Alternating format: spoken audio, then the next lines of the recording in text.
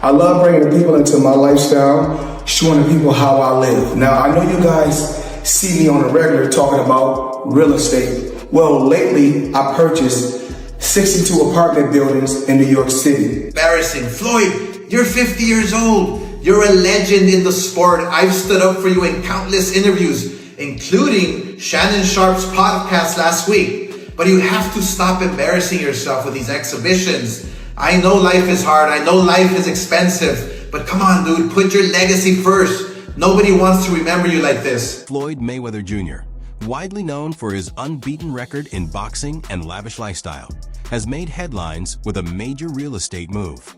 He recently secured a $42 million deal to acquire more than 60 rental apartment buildings across New York City, focusing largely on properties in Upper Manhattan. What I need you guys to do, slide over and check out the photos. It's not all 62 buildings, it's a few buildings, but guess what? All the buildings belong to me. I don't have no partners. This purchase is a component of a larger $10 billion real estate initiative and stands out as one of the most significant property deals in New York City in recent years. So Floyd is just piecing him up. Boxed up by literally the greatest boxer of all time. Floyd was just boxing him up, which is what he does. So that's what's interesting is Floyd's making more money than anybody, and he's boxing people who have no chance of beating him. It doesn't even hurt his record. Also money. He needs that money. That money has to keep coming in if you're going to live like this. It's not that expensive, though, but... He's only 46.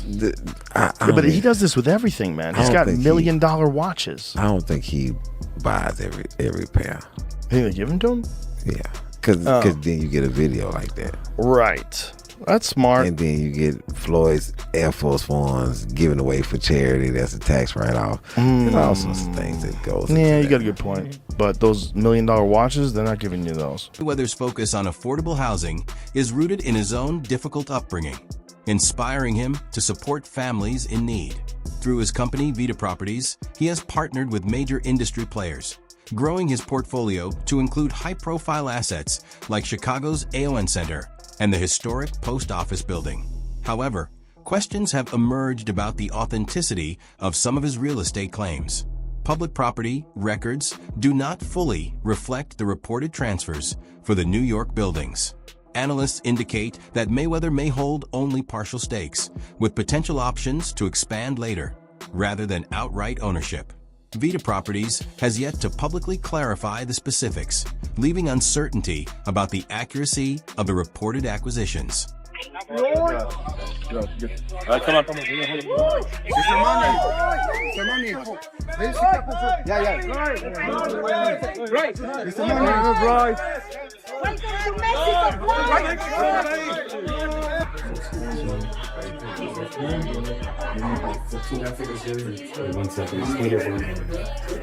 Floyd Mayweather Jr.'s business activities have faced scrutiny due to his ties with Jonah Renitz, a convicted felon involved in a federal corruption case. Renitz, a real estate developer and former associate of New York City Jail's union leader Norman Seabrook, pleaded guilty in 2016 to bribery and later cooperated with federal authorities. Mayweather has described Renitz as an important supporter in his business ventures, including his real estate projects. For example, he claimed to have completed a $42 million acquisition of 62 rental apartment buildings in Upper Manhattan. However, public property records do not show a full transfer of ownership, suggesting Mayweather may have obtained only a partial stake with the possibility for future expansion. First investment was real estate, commercial real estate, skyscrapers actually. So what I did was this. It started off with $5 million. Put up $5 million, I was getting $50,000 a month. On every 18th, every month it was paying off. You like the cash flow? Yes, for years. So I said, okay, if it's paying off like this then, and I gave him 7 figures, I said, I'm not gonna even give him 8 figures. I went and gave him 9 figures. If it's something that I know is paying off, lucrative and heavy, I gotta go with it. Roll the dice, take a chance. You only got one life. Floyd Mayweather Jr. has transformed from a thrilling, high-energy boxer into a figure defined by wealth and self-promotion. While he was once celebrated for his aggressive fighting style, he later shifted to a more defensive approach, placing emphasis on maintaining his undefeated record and maximizing financial gain. This change also included embracing the nickname Money, signaling his focus on building and showcasing his fortune. UFC commentator and podcast host Joe Rogan has examined Mayweather's career evolution, particularly his spending habits and ongoing participation in exhibition fights. On the Joe Rogan Experience, Rogan highlighted the link between Mayweather's lavish lifestyle and these bouts, noting he spends so much money. If he's planning for the future, you've got to keep it coming in if you're going to keep spending the way he spends. Floyd went from being like a really exciting pressure fighter and he had a bunch of hand problems to like Money Mayweather, start talking, boxing people's faces off. No more hand problems, much more money. Yeah, I love what he's doing too, beating up these YouTube guys. It's great. I love it. It's so funny that these guys are willing to get beat up by him. Well, I think they're all delusional. And one of the reasons why people watch him fight is not because he's like Mike Tyson, just goes out and destroys people. They like watching him fight because they hate him. Because he talks so much shit and he's like, look at my $1 million watch, look at my fucking jet, look at my house, look at this. He's like constantly showing you all these things that he has. Like he'll lay out watches in a hotel bed. Like this is $1 million worth of watches. This watch goes for $2 million. And they're like, this is my small watch that I take sometimes, but when I'll show you, when I'll show up, I bring out the big boy and it brings out this watch that's covered in diamonds. It's like $5 million. And so you hate. Speculation has surfaced suggesting that Floyd Mayweather Jr. may be facing financial difficulties, with claims that he was unable to leave Dubai due to unpaid debts. These reports were notably fueled by Gervonta Davis, a former protege of Mayweather, who hinted on social media that Floyd's extended stay in Dubai was connected to outstanding financial obligations. Boxing agent Rick Glazer appeared to back up these assertions, noting that the delay might be related to unresolved money matters. However, it's important to treat these reports carefully. While insiders have made public comments about Mayweather's alleged financial challenges, there is little concrete evidence to indicate that he was being detained. Mayweather has not directly addressed these claims, and without official confirmation, the true state of his finances remains uncertain. Speechless if this is true, but Floyd Mayweather supposedly is held hostage in Dubai. Gervonta Davis suggested this, who I believe is signed under Floyd Mayweather. Then Floyd responded back of posting a video of Tank dancing on his IG, saying, we always knew he had sugar in the tank. Like, actually, that's insane posting this online. I'm not even kidding. And then Tank went on his IG story to say this. Yo, them people over in Dubai that money. Tell them get on live right now. And you old people in Saudi Arabia. And Floyd responded back saying he should fight Shakur instead. I have no clue what is going on with this beef, but they're basically saying that Floyd Mayweather is broke and owes people money and he's hiding in Dubai. I'm actually speechless if any of that is remotely true, but I kind of can see that coming. I don't know if you guys remember this, but Logan Paul and Jake Paul like 2 years ago said that Floyd is actually broke. And it low-key might be true, but we'll see what happens. There have been reports suggesting that Floyd Mayweather Jr. has occasionally acquired luxury items without paying the full amount, creating disputes with vendors and creditors. One notable example occurred in 2021 when Leonard Salmanov, owner of Lenzo & Company, filed a lawsuit against him. Salmanov claimed that Mayweather purchased multiple high-end watches and jewelry totaling over $4 million, but only partially paid, leaving roughly $3.88 million outstanding. This type of spending, large purchases followed by incomplete payments, can indicate a risky approach to managing money. Relying on credit and deferred payments to maintain an extravagant lifestyle can strain relationships with suppliers and create financial instability, regardless of previous earnings. Mayweather has long been one of the highest paid athletes, with individual fight payouts often reaching enormous sums. For instance, his 2017 bout with Conor McGregor reportedly brought him around $275 million, marking one of the largest single-event payouts in sports history. However, claims that he earned $350 million for the fight have been questioned. Former MMA fighter and commentator Chaos Sonnen publicly criticized these figures, suggesting reports of $250 million were exaggerated for publicity. Even though the exact numbers may differ, it's clear that Mayweather's wealth is closely linked to his strategic promotion and participation in high-revenue fights. These discrepancies also underscore how difficult it can be to verify financial details in the boxing industry. How much money could you reasonably walk out of this fight with? $350 million. $350 million. Yes. Wow. You love money, right? I mean, it's cool. It's cool. Yeah. It's cool. what do you do with all this money? And, cash is king. Do you have an ATM card? I'm the human ATM. Floyd Mayweather's frequent boasting about his financial successes might appear as simple self-promotion, but it raises a deeper question. Why the need to exaggerate? He has built his public image around being financially untouchable, constantly projecting the idea that his wealth has no limits. Yet, when figures like Chaos Sonnen publicly challenge these claims, it prompts a closer look at whether Mayweather prioritizes the appearance of wealth over its actual substance. First off, he's never gotten $100 million for a fight. There's reports that he was the highest paid athlete over Christian Ronaldo. You think it's bullshit? I know it is. So if you had to guess, what do you think's the most Floyd ever made in a fight? Oh, I think that Floyd's, he's probably made about 60 million before in one night. But no, 100 million, 130 million, they just didn't have. I know that Floyd is still getting in there as recently as this weekend because he needed the money. You think he blew through all of his money? I'm claiming for you, he in his whole career has made about 100 million. People think he made 130 in a night. I'm sharing with you, he didn't. No boxer's ever made 130 million. In June 2021, Floyd Mayweather Jr. faced YouTuber-turned-boxer Logan Paul in a widely publicized exhibition match at Miami's Hard Rock Stadium. The event was a financial success, reportedly generating over $80 million, with Mayweather earning around $65 million and Paul approximately $15 million. However, a dispute arose over Paul's payment. Logan claims that Mayweather still owes him between $2 million and $5 million, insisting he has not been fully compensated for the fight. He stated, "No, he has not paid me in full. That is a fact," and indicated plans to pursue legal action, adding, "We're taking this one to court. See you in the courtroom. Congrats on going to prison, Floyd." Mayweather, on the other hand, has rejected these allegations, asserting that all payments were made and suggesting that Paul's claims are an attempt to generate extra publicity. He commented, "This is the guy who said he didn't get paid," which we know is truly false.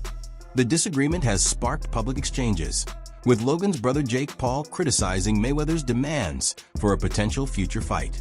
Jake argued that Mayweather's demands are unrealistic, given the alleged payment issues from his previous bout with Logan. Adding further context, Showtime, the network that broadcast the fight, stated it met its financial obligations to Mayweather Promotions, the organization responsible for distributing payments. This indicates that any remaining payment issues may lie within Mayweather's own company rather than with the network. Boxers, if not the greatest boxer in history. He's absolutely sensational. But he retired years ago, and for me personally, I know these exhibition matches are entertaining.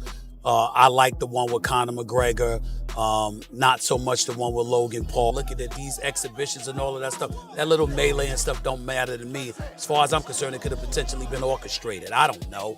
But I do know not just anybody should be allowed to be in the ring with Floyd Money Mayweather. Absolutely. In several interviews, sports commentator Stephen A. Smith has voiced concerns about Mayweather's approach to exhibition fights. While he acknowledged that the matchup with Conor McGregor made sense due to McGregor's combat sports background, Smith drew the line afterward. Choosing opponents far below Floyd's skill level just for an easy payday, he argued, undermines the legacy Mayweather spent years building. According to Smith, Mayweather seems more focused on accumulating wealth than preserving his place in boxing history. This dynamic was highlighted in one pointed interview where Smith asked, "What matters more, your money or your legacy?" Instead of reflecting on his legacy, Mayweather consistently circled back to finances, discussing his business acumen and revenue generation. To Smith and many others, it appeared that money had taken priority over the respect and recognition that come with a true legacy. Smith also suggested that this money-focused persona is influencing a new generation of athletes. Young fighters, he argued, admire Floyd less for his skill, footwork, or ring intelligence, and more for his bank account, spectacle, and public image. In Smith's view, this emphasis on wealth over mastery sends a message that could diminish the values Floyd once represented in the sport. Promoter Eddie Hearn has also questioned Mayweather's reported $1 billion fortune. Despite topping Forbes' list with earnings exceeding £700 million by 2019, concerns have surfaced about his financial stability since retirement. His continued participation in exhibition bouts with various personalities has fueled speculation that extravagant spending may have substantially reduced his wealth.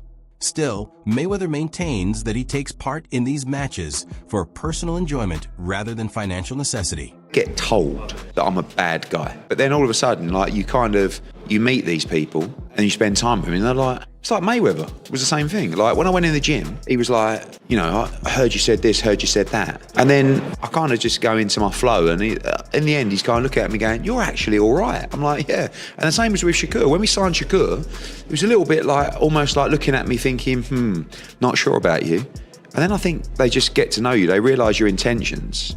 And we're straight. We're straight as an arrow, mate. We'll never let you down. We always pay you on time. And we always deliver.